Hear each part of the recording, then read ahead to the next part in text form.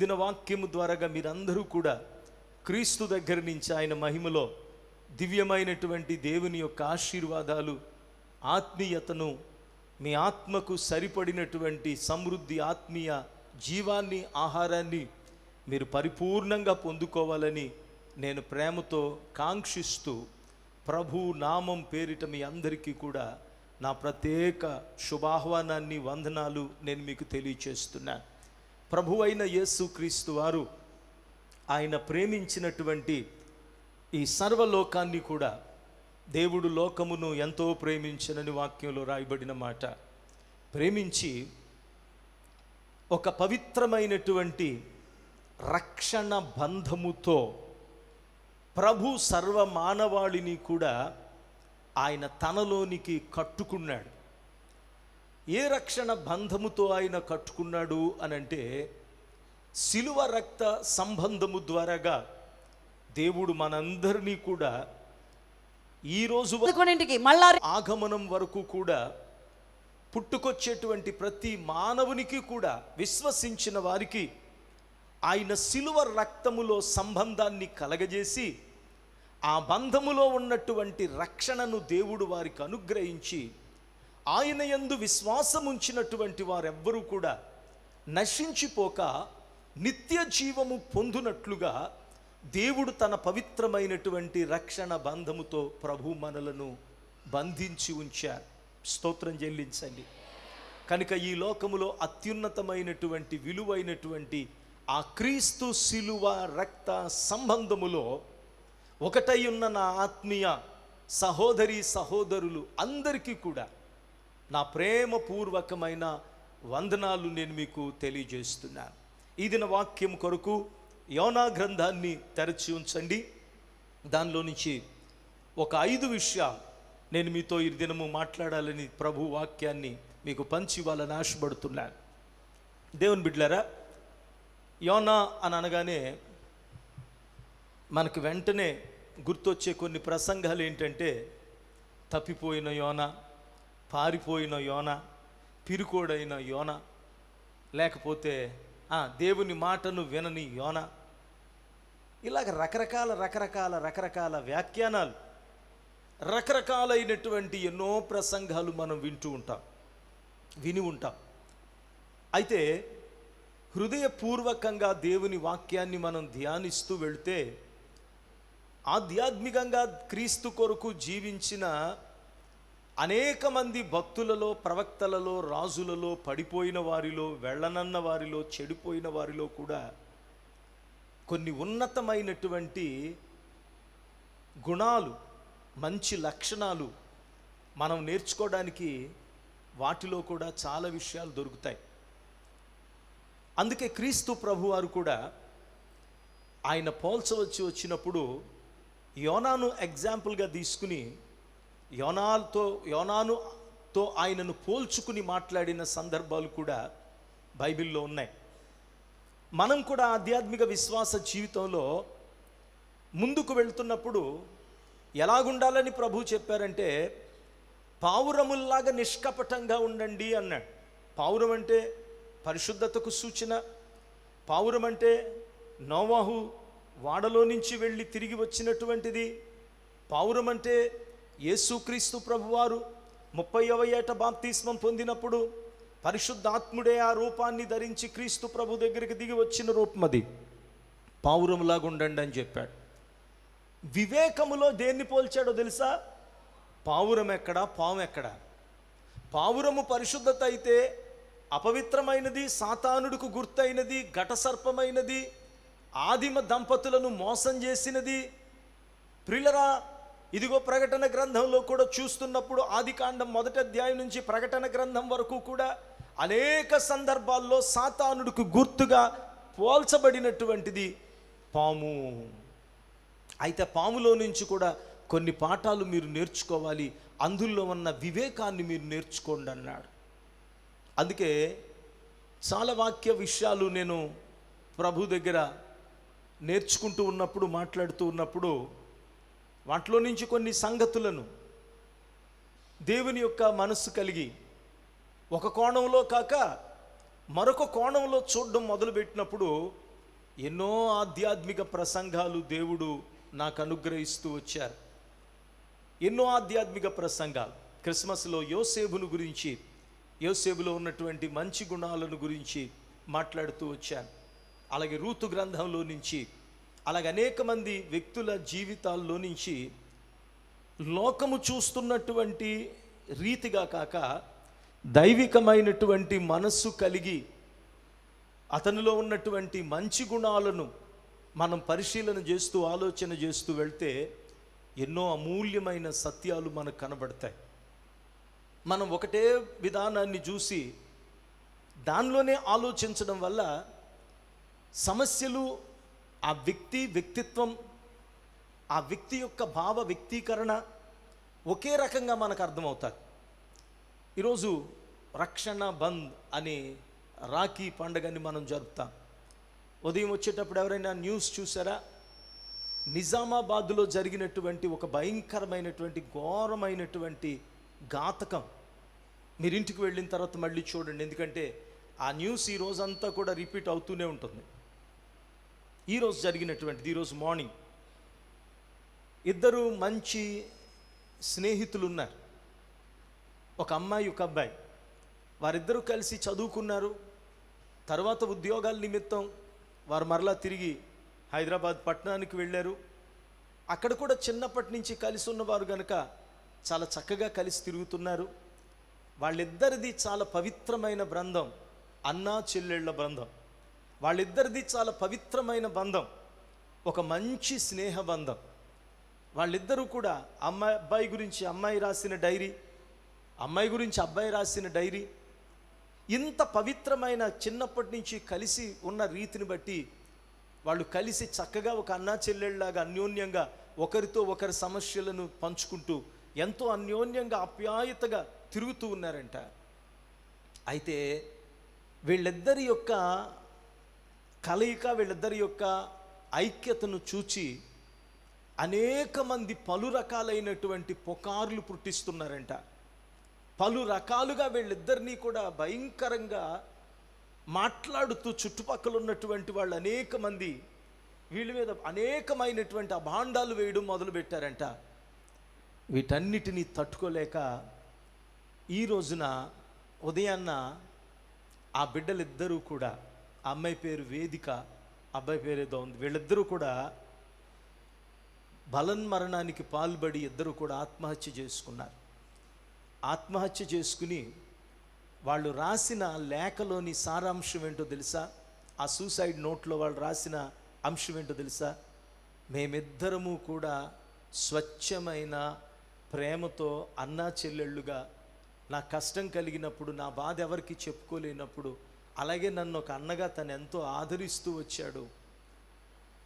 మా ఇద్దరి మధ్యన ఉన్నటువంటి పవిత్రమైనటువంటి బంధాన్ని ఎంతమందికని చెప్పాలి, ఏమని చెప్పాలి, అపార్థం చేసుకున్న వాళ్ళందరికీ ఎలా మేము నిరూపించాలో మాకు అర్థం కాక, మా మరణం ద్వారాగానైనా ఇంకెవరూ కూడా ఇలాగ ఎవరిని కూడా అపార్థం చేసుకోవద్దు అని ఒక పాఠాన్ని, ఒక మెసేజ్ ఈ సమాజానికి రక్షణ బంధ రోజున మేము ఇవ్వాలని మేమిద్దరం కూడా ఆత్మహత్య చేసుకుంటున్నామని చెప్పి వాళ్ళిద్దరూ కూడా చనిపోయారు.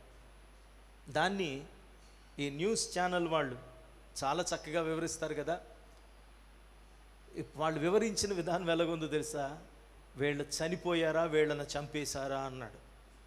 నిజమే, ఆ ప్రశ్నకు సమాధానం వాళ్ళు చనిపోలేదు, వాళ్ళని చంపేశారు. వాళ్ళని చంపేశారు. ఎందుకంటే సూటిపోటి మాటలతో, అనుమానాలతో, అపార్థాలతో, అపోహలతో దేవుని బిడ్డలారా వాళ్ళిద్దరినీ కూడా హింసించి బ్రతకడానికి తావు లేకుండా చచ్చిపోయేటట్లు చేశారు. చనిపోయిన తర్వాత కానీ వాళ్ళ యథార్థత ఏంటో వాళ్ళకి తెలియలేదు. ఒక వ్యక్తి జీవితాన్ని మనం కూడా వాక్యంలో చూసినా, బయట చూసినా, వ్యక్తిగతంగా చూసినా ఒక కోణంతోనే ఆలోచన చేయకూడదు. అందుకే చూడండి, ఒక డాక్టర్ దగ్గరికి వెళ్ళినా, ఒక లాయర్ దగ్గరికి వెళ్ళినా సహజంగా ఏమంటారంటే సెకండ్ ఒపీనియన్ తీసుకోండి సార్ అంటారు. ఏంటి సెకండ్ ఒపీనియన్? ఎందుకంటే కేసు ఒకటే, కానీ ఒక డాక్టర్ దాన్ని విశ్లేషించే విధానం వేరుగా ఉంటుంది, ఇంకొక డాక్టర్ దగ్గరికి వెళ్ళినప్పుడు అతడు డయాగ్నోస్ చేసే విధానం వేరుగా ఉంటుంది. ఒక లాయర్ ఆ కేసుని ఆలోచించే విధానం వేరుగా ఉంటుంది, ఇంకొక లాయర్ ఆ కేసుని ఆలోచించే విధానం వేరుగా ఉంటుంది. యోనా గారి జీవితంలో కూడా అద్భుతమైనటువంటి సువార్తిక రోషము కలిగినటువంటి ఒక గొప్ప మిషనరీ, ఆయనలో ఉన్నటువంటి దైవికమైనటువంటి కార్యాలు, ఆయనలో ఉన్నటువంటి సువార్తిక రగిలింపు దేవుని వాక్యములో కొన్ని అక్షరాల మధ్యన మరుగైపోయి, ఆ మరుగైనటువంటి ఆ సంగతుల కంటే ఆయన చేసిన తప్పులు హైలైట్ అవుతూ రావడం వల్ల వాటిని మనము పరీక్షించలేకపోతూ ఉన్నాం.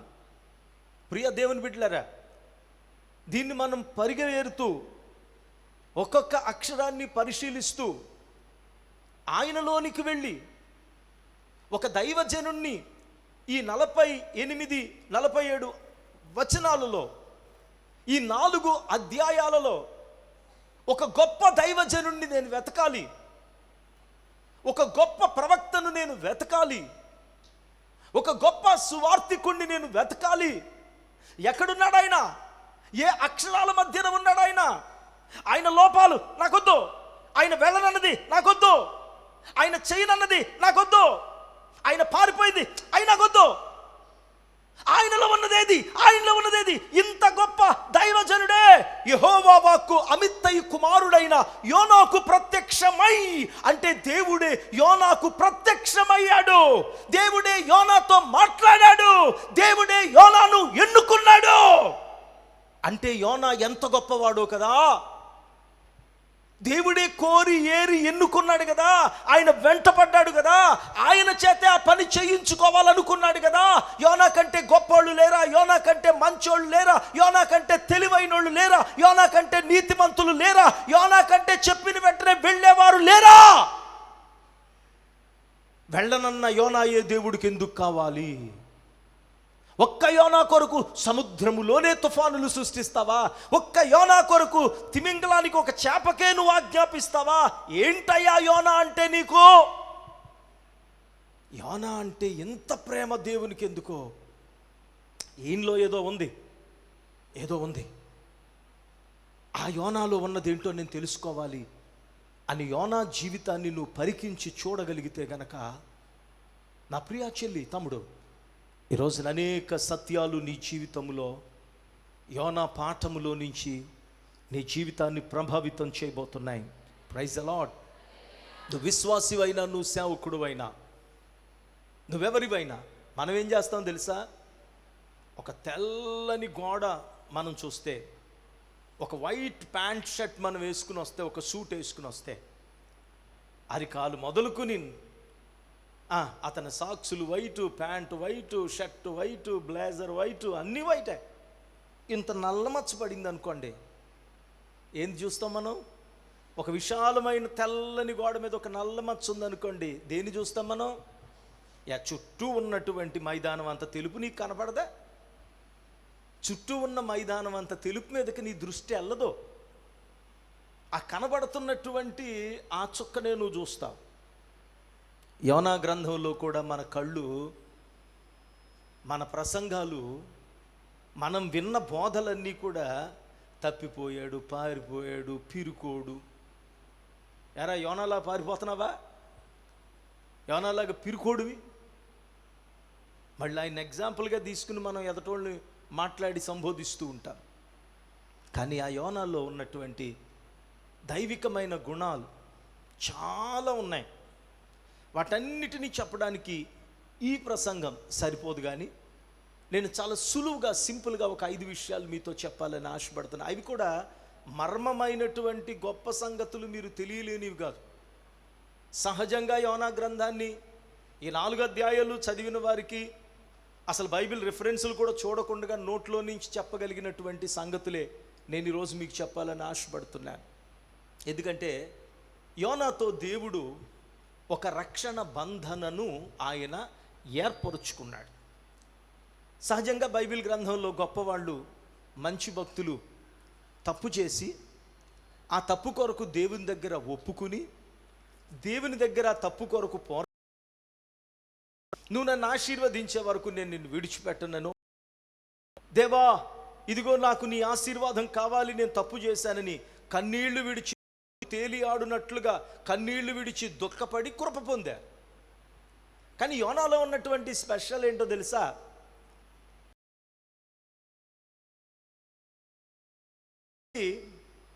మరలా దేవుడు ఒప్పులోనికి తీసుకొచ్చి పరితాపం తరువాత అతన్ని ఒక ఉన్నతంగా దేవుడు నిలవబెట్టుకుని తన కృపలో దేవుడు ఆయన ద్వారాగానే దేవుడు చేయించాలన్న పని చేయించి అతన్ని మరలా తిరిగి తన కృపలోనికి తన బంధములోనికి నడిపించింది యోనా పరితాపం కాదు.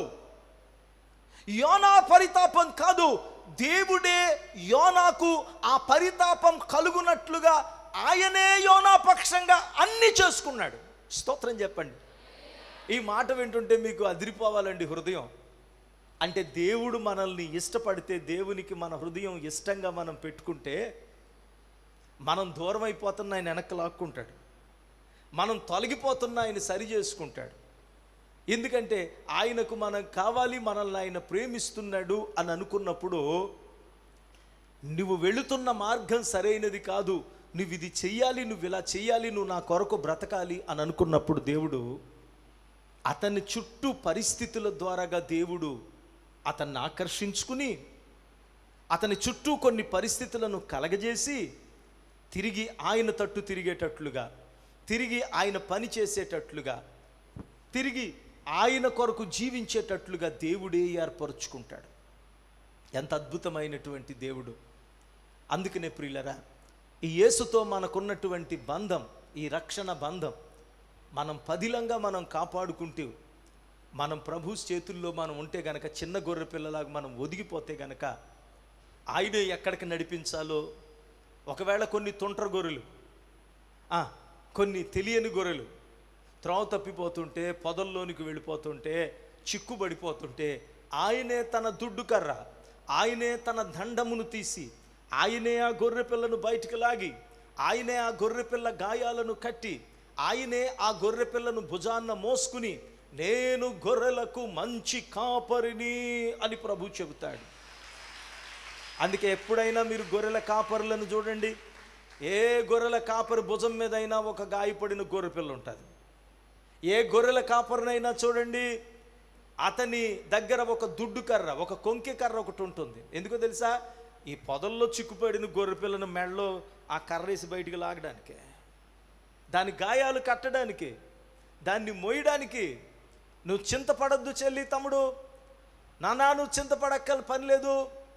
నువ్వు దేవుని చేత ఏర్పరచబడి, దేవుని యొక్క కృప పొంది, క్రీస్తుని నీ స్వంత రక్షకుడుగా అంగీకరించి, నాకు యేసయ్య అంటే ప్రాణం, పరిస్థితుల వల్ల నేను కొన్ని రకాలుగా జీవించలేకపోతున్నాను, పరిస్థితులను బట్టి, నా ఆర్థిక పరిస్థితులను బట్టి, నా చుట్టూ ఉన్నటువంటి సామాజిక పరిస్థితులను బట్టి, నా కుటుంబాన్ని బట్టి, లేకపోతే నాకున్నటువంటి ఉద్యోగాన్ని బట్టి, నాకున్న కొన్ని సమస్యలను బట్టి నేను ఎందుకో తొలగిపోతున్నట్లుగా అనిపిస్తుంది, దేవునికి వ్యతిరేకంగా వెళుతున్నట్లుగా అనిపిస్తుంది, నేను జారిపోతున్నట్లుగా అనిపిస్తుంది, నాకు చాలా కష్టాలు ఎదురవుతున్నాయి, ఏమవుతుంది నా జీవితం అని అనుకుంటున్నావేమో. ఈరోజు ఈ వాక్యం నిన్ను నిలబెట్టబోతుంది ప్రియులారా. నువ్వు వ్యతిరేకంగా వెళుతున్నా, దేవుని మాటను ధిక్కరించినా, నువ్వు పిరికివాడిగా ఉన్నా, నువ్వు దేవునికి విరోధంగా ఆలోచన చేస్తున్నా, ఇప్పటికే అనేక అడుగులు నువ్వు వేసేసినా, మానవ లోకానికి నువ్వు దూరంగా వెళ్ళిపోయినా, అది ఒకవేళ సముద్రపు నడిఒడ్డులో నువ్వు ఉన్నా, దేవుడు తిరిగి తన కృపలో నిన్ను చేర్చుకోగలడు, తిరిగి తన పనిలో తను వాడుకోగలడు, తిరిగి తన ఆశీర్వాదం నీకు ఇవ్వగలడు, తిరిగి తన చేతులలో బలమైన భూషణ కిరీటముగా నిన్ను ఆయన అభిషేకించగలడు. దుఃఖపడొద్దు, ఏదో అయిపోయిందని విచారపడొద్దు. ఏమీ అవ్వలేదు. క్రీస్తులో ఉన్న మనకే, క్రీస్తులో ఉన్న మనకేమవ్వలేదు. 10,000 మంది పైబడిన, లోకమే ఒక్కటైనా, దేవుని చేత ఏర్పరచబడినటువంటి వానిని ఎవ్వరూ కూడా ఏమీ చేయలేరు. ఆయన బిడ్డలను ఎవ్వరూ కూడా ఏమీ తాకలేరు. యోనా జీవితాన్ని మనం చూస్తున్నప్పుడు ప్రియులారా, 4 అధ్యాయాలు సులువుగా చెప్తున్న 4 స్థలాల్లో యోనా ఉన్నాడు. మొదటి అధ్యాయంలో వాడలో ఉన్నాడు, 2వ అధ్యాయంలో చేప కడుపులో ఉన్నాడు, 3వ అధ్యాయంలో నినివేలో ఉన్నాడు, 4వ అధ్యాయంలో దేవుని బిడ్డల పందిరి కిందకి వెళ్ళిపోయాడు. 4 స్థలాల్లో 4 పాఠాలను ఆయన కలిగి చివరకు వచ్చేటప్పటికి దేవుడు చెప్పిన పనిని ఆయనే చేసి యావత్ నినివే మహాపురం అంతటికీ కూడా ఆయనే రక్షకుడుగా, ఆయనే దేవుడుగా ప్రకటించబడుతూ, ఆయనే దేవుడుగా ఆయన ప్రకటించబడుతూ, ఆయన దేవుడు అప్పగించినటువంటి ఆ పనిని ఆయనే జరిగిస్తూ, ఆయన ద్వారాగానే దేవుడు జరిగించుకుంటూ వచ్చాడు. స్తోత్రం చెప్పండి. హల్లెలూయా, హల్లెలూయా. కనుక ప్రియమైన దేవుని బిడ్డలారా, యోనా జీవితంలో అనేక పాఠాలు ప్రభు మన కొరకు ఈ దినమైన సిద్ధపరిచి ఉంచారు. మన జీవితంలో కూడా యోనా మీద మనకున్న అభిప్రాయాన్ని తీసి పక్కన పెట్టి,